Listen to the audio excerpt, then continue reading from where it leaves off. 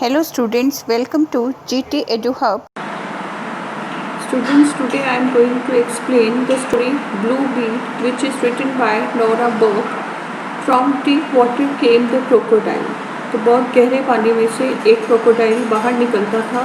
Out of the black water curved with whirlpools and into the thrill of gold shallows by stepping stones.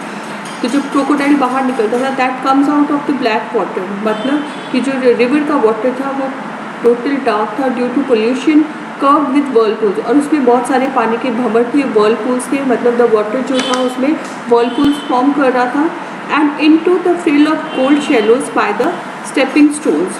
And जो crocodile जब बाहर निकलता था तो वहाँ पर जगह जगह रिवर में there was a frill of gold shallows. Gold shallow वो प्लेस होते हैं स्टूडेंट जहाँ पे रिवर वाटर की डेप्थ जो है वो बहुत कम होती है. तो कई कई ऐसी जगह थी रिवर पे जहाँ पर रिवर ज़्यादा डीप नहीं थी और बीच में स्टोन्स पड़े हुए थे. वहाँ पर शैलो पार्ट पे उन स्टोन्स पे चल के रिवर को क्रॉस किया जा सकता था. और गोल्ड शैलोज इसलिए यूज़ किया गया है क्योंकि उनके ऊपर उन जगह पे जब सनलाइट पड़ती थी तो वो थोड़ा सा गोल्डन ग्लो देते थे. तो पूरी लाइन का मतलब ये है कि जो क्रोकोडाइल है वो रिवर के डीप ब्लैक वाटर में से निकलता था और जहाँ पे स्टेपिंग स्टोन्स हैं गोल्ड शैलोज में वहाँ आकर रेस्ट करता था, मतलब जहाँ रिवर ज़्यादा डीप नहीं थी वहाँ बाहर निकल कर आराम करता था.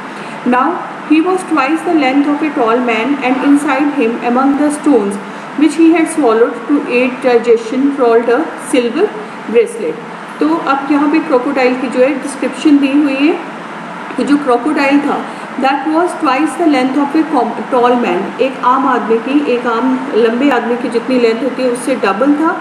और उसके अंदर अमंग द स्टोन्स कि उसकी बॉडी के इनसाइड स्टोन्स जो कि उसने स्वालो कर लिए थे उनके अलावा एक सिल्वर ब्रेसलेट भी था. मतलब क्रोकोडाइल के माउथ के अंदर उसके स्टमक में कुछ स्टोन्स थे जो कि उसने स्वालो किए थे ताकि उसका जो भी वो खाता था उसकी डाइजेशन हो सके. एंड उसके साथ ही उसने एक सिल्वर ब्रेसलेट जो है वो भी स्वालो किया हुआ था. Timber was being floated down this great Indian river from forest further up, and there were sleepers lying stuck around the stones until someone came to dislodge them and send them on their way. तो timber was being floated down this great Indian river. कहते कि ये जो great Indian river थी, ये जो river थी इसमें ऊपर से जो है टिम्बर होती है इमारती लकड़ी जो कंस्ट्रक्शन वर्क में यूज़ होती है, वो टिम्बर बहकर नीचे आती थी. And there were sleepers lying stuck around the stones.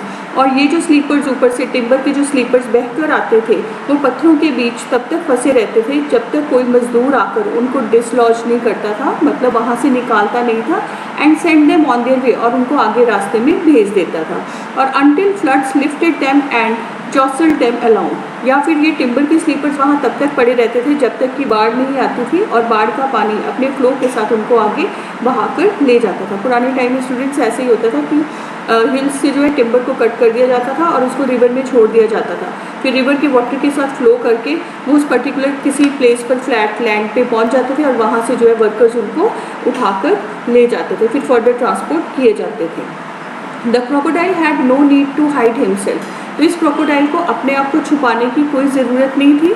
He came to rest in the glassy shallows among logs and balanced there on tiptoe on the rippled sand with only his raised eyes out of the water and raised nostrils breathing the clean sunny air. तो जो crocodile है उसको अपने आप को छुपाने की ज़रूरत क्यों नहीं थी? Because it was very ferocious, बहुत डरावना था. तो इसलिए वो किसी से डरता नहीं था, आराम से बाहर आके रेस्ट करता था. कहाँ रेस्ट करता था? इन द ग्लासी शैलोज, जहाँ नदी का पानी कम होता है, थोड़ी सी शैलो रिवर होती है, वहाँ आकर रेस्ट करता था लकड़ी के टुकड़ों के बीच, एमंग लॉग्स मतलब लकड़ी के टिम्बर के पीसेस के बीच, और वहाँ पर खुद की बॉडी को बैलेंस करता था. On tiptoe on the rippled sand. Rippled sand मतलब जहाँ पानी में रेत के बुलबुलों में पानी के बुलबुले बन रहे होते थे वहाँ पर आकर रेस्ट करता था. उसकी आंखें जो है वो पानी से बाहर होती थी और उसके नॉस्ट्रिल्स जो थे वो भी बाहर की तरफ होते थे, पानी से बाहर, ताकि वो फ्रेश एयर को जो है वो इनहेल कर सके. Around him trout sparkling water traveled between cliffs and grass and forested hills. A jungle track came out of the scrub each side and down to the sun whitened stepping stones on which a little flycatcher was flirting and trailing around. तो जब crocodile बाहर rest करने के लिए आया तो उसके आसपास जो है स्पार्कलिंग वाटर, शाइनिंग वाटर जो है वो बह रहा था, जो कि क्लिफ से जो कि आसपास की जो क्लिफ्स हैं, छोटी मोटी चट्टानें हैं और घास और फॉरेस्टेड हिल्स और पहाड़ों में से होता हुआ आगे बह रहा था। A jungle track came out of the scrub each side, दोनों तरफ जहाँ झाड़ियाँ थी वहाँ से एक छोटा सा जंगल की तरफ रास्ता निकलता था।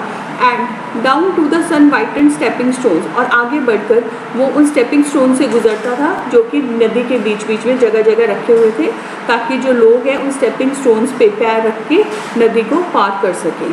और इस टाइम वहाँ पे एक छोटा सा फ्लाई कैचर, एक इंसेक्ट जो है वो फ्लर्ट कर रहा था, मतलब इधर उधर उड़ रहा था और ट्रिल कर रहा था, शोर मचा रहा था। The mugger crocodile blackish brown above and yellow white under lay motionless able to wait for ever till food came. तो ये जो मगर क्रोकोडाइल था, मतलब जो इंडियन मगरमच्छ था, इसकी बॉडी की डिस्क्रिप्शन दी हुई है। ये ऊपर से ब्लैकिश ब्राउन था और इसकी जो निचली बॉडी थी दैट वाज येलोई वाइट, येलो और वाइट कलर का मिक्सचर था नीचे से, और ऊपर की बॉडी ब्लैक ब्राउन थी। ले मोशनलेस, बिना हिले जुले ये वहाँ पर पड़ा रहता था। Able to wait for ever food came, कि जब उसका फूड आएगा तो फिर वो उसको खा लेगा, मतलब जब भी कोई इसका शिकार आएगा, जब तक शिकार पास नहीं आता था वो वहाँ पर आराम से लेटा रहता था। This antediluvian saurian, this prehistoric juggernaut of the huge tail, lay lapped by ripples, a throb in his throat. This antediluvian saurian, antediluvian होता है prehistoric, ये पुराने टाइम का saurian, saurian means reptile, prehistoric juggernaut, juggernaut होता है ferocious, horrible, and formidable, formidable means very क्या कहते हैं उसको, attacking। और ये जो खतरनाक सा रेप्टाइल था, ये हमेशा पानी के अंदर जो है वो लेटा रहता था। A vast force in the water propelled by the unimaginable and irresistible power of the huge tail. और जब ये पानी के अंदर लेटा होता था तो इसकी जो पूंछ होती है, इसकी जो टेल होती है स्टूडेंट्स, उसमें वो अनइमेजिनेबल एंड इररेसिस्टिबल पावर होती है। मतलब इसकी जो मगरमच्छ की मैक्सिमम जो पावर होती है वो उसकी टेल में होती है। अपनी टेल के यूज़ से ये किसी को भी आसानी से हर्ट कर सकता है। तो जब ये रेप्टाइल, ये मगरमच्छ जो है वो पानी में पड़ा होता है तो इसकी पूंछ के हिलने और जुलने की वजह से पानी में बहुत ज़्यादा फोर्स प्रोड्यूस होती थी, पानी में रिपल्स प्रोड्यूस होते थे। अ थ्रॉब इन हिज थ्रोट, और उसके गले में से एक घरघराहट की आवाज़ आती रहती थी। His mouth running almost the whole length of his head was closed and fixed in that evil, और उसका जो मुंह था वो उसके सिर की पूरी लेंथ तक जाता था, मतलब इसका जबड़ा काफ़ी दूर तक फैला हुआ था, इस टाइम बंद था। And fixed in that evil bony smile, और उसकी जो बॉडी होती है वो थोड़ी बोनी सी होती है। जो उसका माउथ होता है वहाँ से हमें बोन्स जो है थोड़ा सा हार्ड स्केलेटन उसका दिखाई देता है, तो वहाँ से कहते हैं उसके अंदर उसकी बोनी स्माइल थी, मतलब उसके टीथ जो है वो बंद थे। And where the yellow underside came up to it was tinged with the green, और कहते जहाँ से इसके नीचे से जो बॉडी का येलो हिस्सा ख़त्म होता था वहाँ कहीं कहीं पर ग्रीन कलर के स्पॉट्स थे।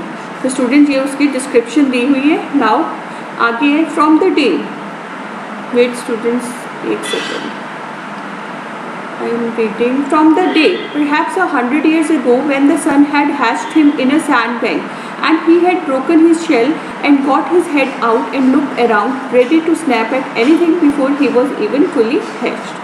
From the day, perhaps 100 years ago, it means कि शायद ये क्रोकोडाइल का जो जन्म है 100 साल पहले हुआ था, जबकि नदी के किनारे पर, रेत के किनारे पर सन ने इसके एग को हैच किया होगा, मतलब जब ये अपने अंडे से बाहर निकला होगा।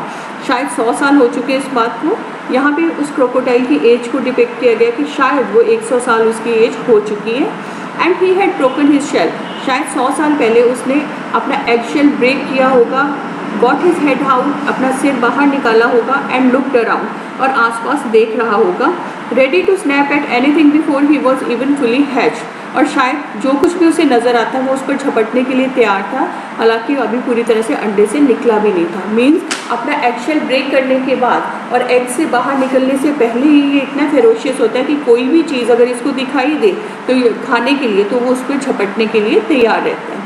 From that day when he had at once made for the water, ready to fend for himself immediately, और कहते हैं उस पर्टिकुलर डे जब ये अपना एगशेल ब्रेक करके बाहर निकलता है और पानी के अंदर पहली बार जाता है, ये हमेशा से अपने आप को फेंड करने के लिए, अपने आप को जो है प्रोटेक्ट करने के लिए तैयार हो जाते हैं। He had lived by his brainless craft and ferocity, तो कहते उस दिन से पानी के अंदर जाने के बाद से कि फर्स्ट स्टेज जब वो पानी में स्टेप इन करता है, तब से ये अपने ब्रेनलेस क्राफ्ट और फेरोसिटी से ज़िंदा बचा हुआ है। ब्रेनलेस क्राफ्ट इसलिए कहा गया है क्योंकि मगरमच्छ के पास एज्यूम किया जाता है कि उसके पास जो है दिमाग नहीं होता है, he doesn't have wit and wisdom, लेकिन उसके पास फेरोसिटी होती है, वो बहुत हॉरिबल होता है और अपनी इस फेरोसिटी के बल पे वो जिंदा रहता है। Escaping the birds of prey and great carnivorous fishes that eat baby crocodiles, he has prospered. और जब मगरमच्छ, बेबी मगरमच्छ होता है, बेबी क्रोकोडाइल पानी के अंदर जाता है, तो उस टाइम पे वो एस्केपिंग बर्ड्स ऑफ प्रे, तो वो उन बर्ड से जो कि छोटे क्रोकोडाइल्स को खा जाते हैं, और बड़ी बड़ी कार्निवोरस फिशेस, बड़ी बड़ी मछलियाँ जो उन बेबी क्रोकोडाइल्स को खा जाती हैं, उनसे अपने आप को बचाते हुए ये क्रोकोडाइल जो है वो बड़ा हुआ था।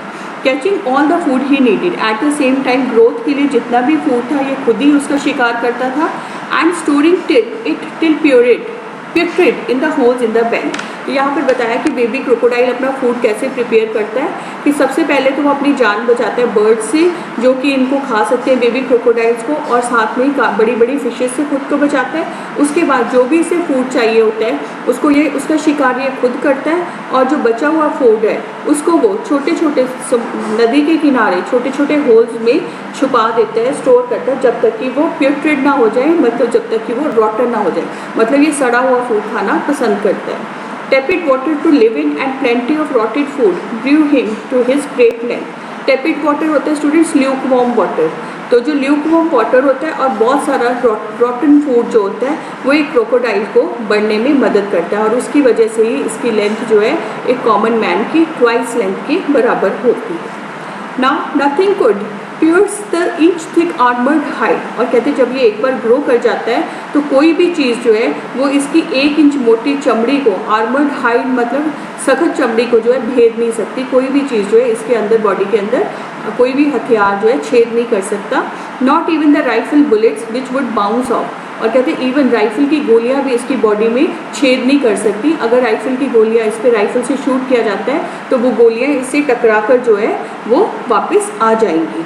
Only the eyes and the soft under arms offered a place, सिर्फ इसकी आंखें और इसका जो अंडर आर्म्स वाला पोर्शन होता है बॉडी का, offered a place means they are suitable for shooting him. तो अगर इसको शूट करना है तो इसकी आंखों को टारगेट करना चाहिए या इसकी अंडर आर्म्स को, बाकी की बॉडी पे बुलेट्स जो है वो बाउंस ऑफ हो जाएंगे। He lived well in the river, sunning himself sometimes with other crocodiles, muggers, as well as long-snouted fish-eating gharials. तो ये पानी में रिवर में बहुत अच्छे से रहता है। Sunning himself sometimes with other crocodiles, और कई बार क्या करता है जब धूप निकलती है तो बाकी की क्रोकोडाइल्स के साथ, मगरमच्छ के साथ या घड़ियालों के साथ बाहर आकर चट्टानों पे बैठ के रेस्ट करता है, ऑन वार्म रॉक्स एंड सैंडबैंक्स, और सैंडबैंक्स मतलब रेतीले किनारों पे रेस्ट करता है, धूप सेकता है।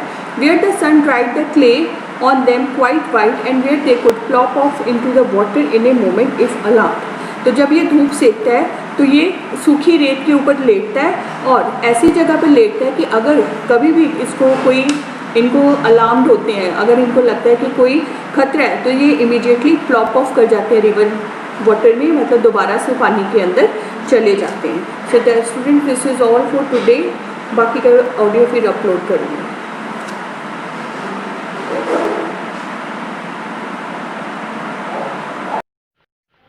Thanks for watching this video. Please like, share and subscribe my channel to get more updates.